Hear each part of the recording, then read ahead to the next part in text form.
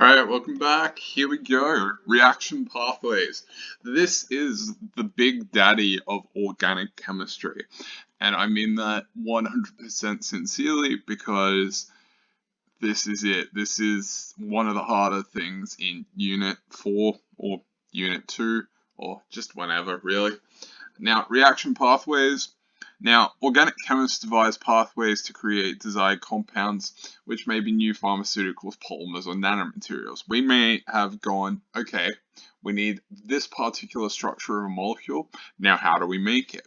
So, chemists have to design an efficient method for converting starting materials, often alkanes and alkenes, into complex products. Chemists design pathways to minimize waste, use greener solvents, use less energy, and preserve resources. Hey, you see that nightmarish flowchart? I mean, like, it could. I'm pretty sure if you're looking at that going, Jesus, Bill, is that what I've got to do? Is that what I got to memorize? No, I expect you to memorize this.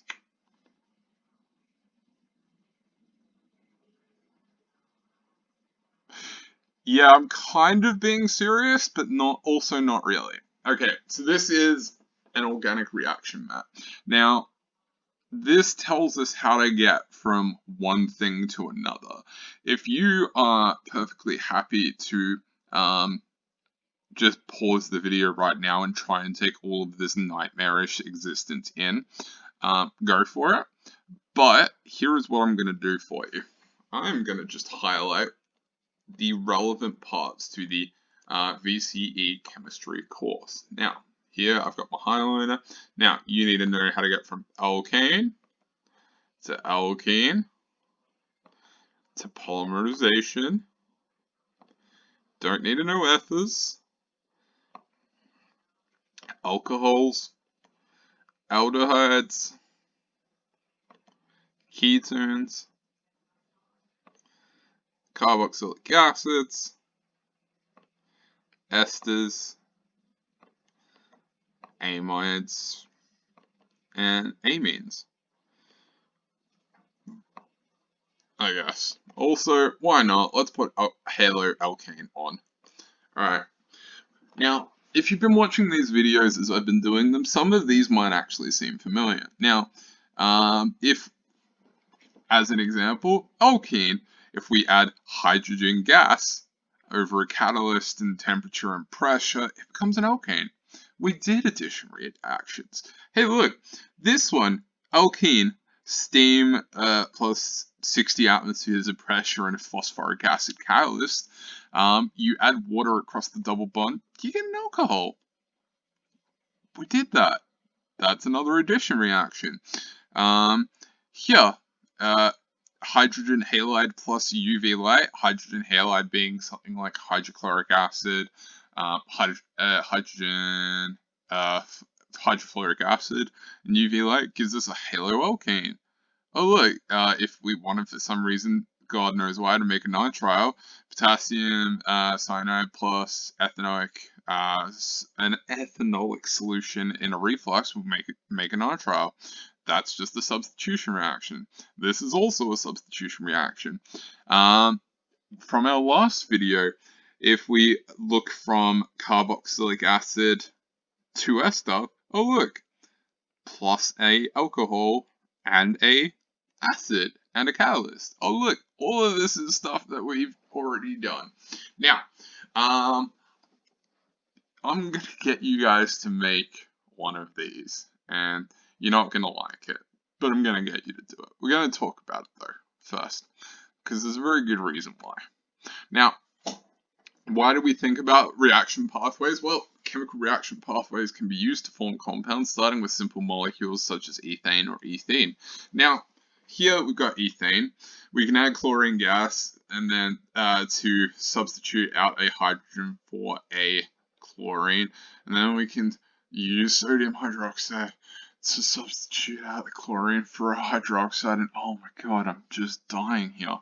And then we can oxidize it with our chromates, and then it becomes ethanoic acid, and then we can add an alcohol, and then it finally becomes alkyl ethanoate, and oh man, I'm just so tired. so tired. So, yeah. But then, what if we started with the ethene? Well, we could add hydrochloric gas, we could swap, and it becomes chloroethane because this is an addition reaction. And then we could repeat the same steps, or we could even just bypass having chloroethane at all. And we could just make ethanol straight from ethane by water and phosphoric acid. How would you start this? Is a good question. Well, what do we have to consider? I mean, here we go. We got a chemical reaction pathway. If say we're trying to make ethyl propanoate, so first we need to make ethanol, and we've got two different pathways here. First one is ethane. We add hydrochloric acid, which forms an intermediate. An intermediate is not necessarily a term that you need to know here, but I will explain it anyway. Intermediate means that, well, it's an in-between, essentially. We're not going from ethane to ethanol directly. Maybe we will. So we need to stop by a different molecule. Here we've got chloroethane. And once we've got the chlorine, we can substitute it with an OH to get ethanol. Easy, clean, simple. I like it. Let's have a look at the other one. Oh look, let's go directly from ethane to ethanol. Which one of these do you think is better?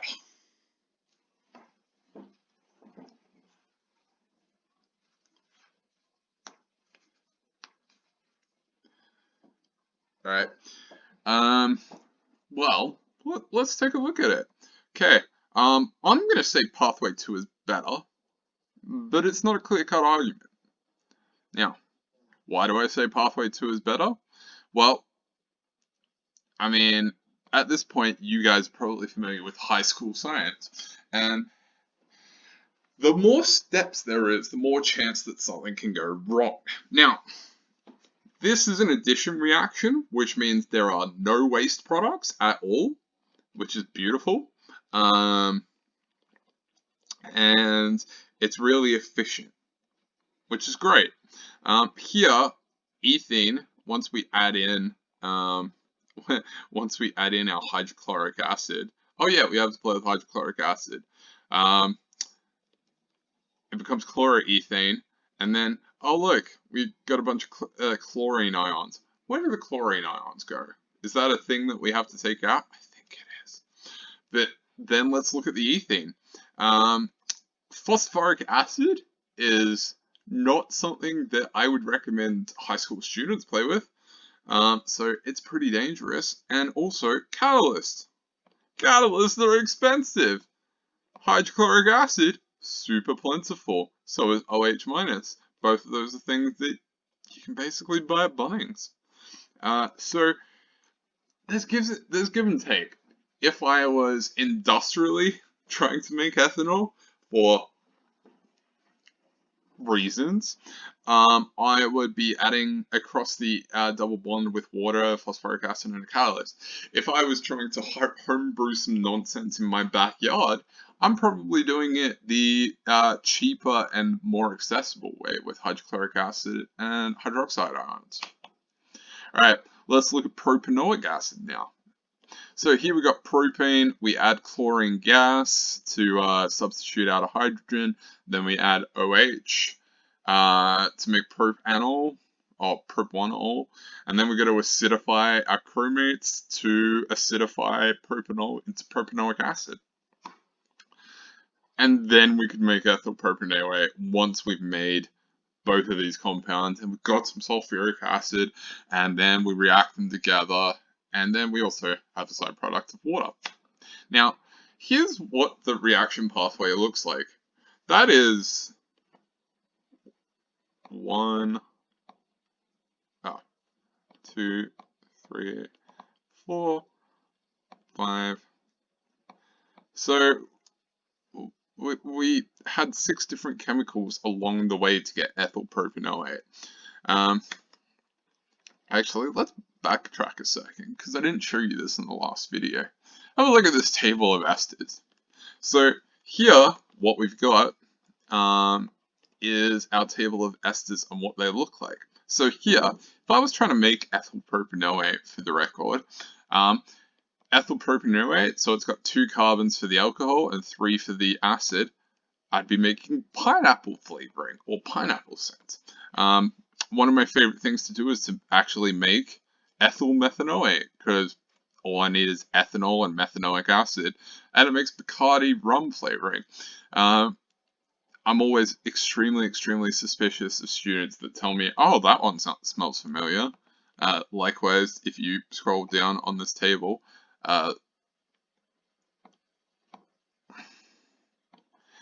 you can also get Jack Daniels, which is butyl decanoate. But there's a lot of different things here. I believe that is just log, green, banana, pears. If you want to have a look at this table yourself, you can find it at jameskennedymonash.wordpress.com. Have a look. I highly recommend it. We'd be doing some ourselves, but we cannot due to coronavirus. My apologies. Alright, back to the presentation. So, over 25 million tablets of ibuprofen made in the US alone each year. So, we used to have one that only 40% of the chemicals were converted into actual products. He created a thing which had 77% product and 99% of the waste was reusable. Let me put that into perspective by going back. Now, say I've got a kilo of this, right? And a kilo of this. Kilo of propane, kilo of ethane.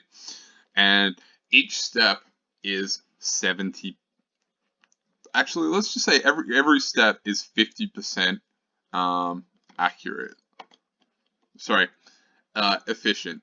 Each step produces 50% of the grand total. Now, here, I need my pen, and I need it black. Yeah, cool. So here I would have 500. Love you, PowerPoint. Here it'd be 250.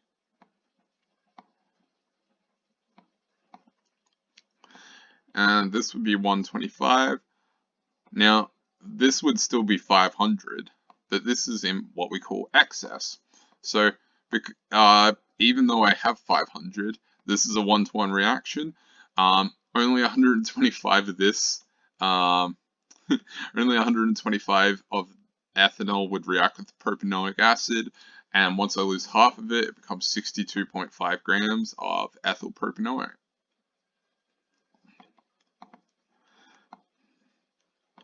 But, just as a reminder, we started out with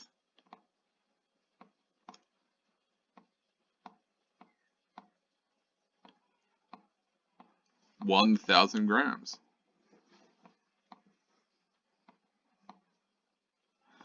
Now, for those of you playing along at home, oh my god, what a nightmare. That's 6.3%.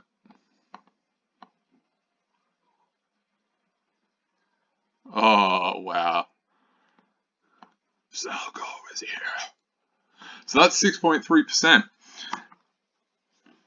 He went from 40% product to 77% product, and 99% of that could be reused. That is huge. That is billions of dollars worth of savings. Now, have a look at this. This is the difference between a green pathway and a brown pathway. Brown tends to be associated with not environmentally friendly. Here we have 1, 2, 3, 4, 5, 6 different steps. And here we have 3 different steps. And that's palladium, which is a catalyst. That is one of the strongest commercially available acids you can buy. And here we have complex garbage intermediates. This is what I did a lot of at uni. I don't recommend any of it. Um, and you're adding acid. Oh god, what's that? That's ammonium hydroxide. And it makes just garbage intermediate compounds. Don't ever do this. Green pathway halves the steps, becomes environmentally friendly, uses catalysts and commercially available compounds, and doesn't make garbage intermediates. It's huge, and it saved billions of dollars. Now, this is vitamin B12. We can make this. This is a cobalt complex, which is a thing that you're not going to encounter until second year of uni, thank God. Okay, now imagine working out how to produce vitamin B12. If I say to teenagers, pick a number between 1 and 100, how many steps, how many reactions do you think you have to do to make vitamin B12? And if I say pick a number between 1 and 100, considering you're all teenagers watching this, you probably guess the answer 69. It also says down there now that I've just read that. Robert Burns Woodward got a Nobel Prize for this in 1965. He created a bunch of rules, which are now used by modern organic chemists to plan and predict how reactions will occur, and devise sequential pathways like the ones that we've already seen. If you have a look at these, he made a bunch of things such as quinine, which is in tonic water, and a malaria drug, cholesterol, cortisone, LSD, strychnine, serpine, which is the only one here I haven't heard of, and chlorophyll. He made vitamin B, which is the most complex. He took 12 years to make it. That's just insane. So yeah, these are all huge things. Now, here's what I'd recommend. What you should do is stop this video, stop doing everything else this period, and spend some time drawing these reaction pathways in your book. If you need to rewind the video, go nuts. I'm going to just do one little bit on the end here, but that's the work that I would like to see from you from this period. Here's a bigger version of this image. Now, when planning a reaction pathway, what do you have to consider before you start? Now, you need to consider the functional groups that it bonds with. Can you make a synthetic pathway with a knowledge of reactions and functional groups? You may have to make some intermediates to make it. Does this thing make isomers? I don't have to talk about chiral sensors this year, but chiral sensors are a thing that we need to avoid, because if we make chiral sensors, we will also make non-superimposable mirror images. Now, if you've ever heard me talk about cisplatin before, cisplatin is a cancer-treating drug and one of the leading things that we have to fight against cancer. The flip of that, transplatin, is something that kills you instantly. So, like, I don't recommend that one. You want to avoid producing transplatin in your cisplatin mixture and just accidentally killing someone when you meant to save them. Now, more than one possible pathway may need to be considered, because like we looked at aspirin earlier, I believe that was ibuprofen, sorry. There might be one route to making it, but there might be a better route. Now, we also need to consider about separation. If something is contained within intermediates, we may need to separate it from the product. If, for example, we've chosen to go with a substitution reaction and we're left with a halogen compound in the mixture, how are we going to separate that? Are we going to rotary evaporate that? Are we going to distill that? The final product needs to be purified, and we've got to have purity evaluated, and then we must take yield into account. And we're going to take yields into account in the next video. So when I say let's do that in the next video, peace, make sure you get that flowchart done.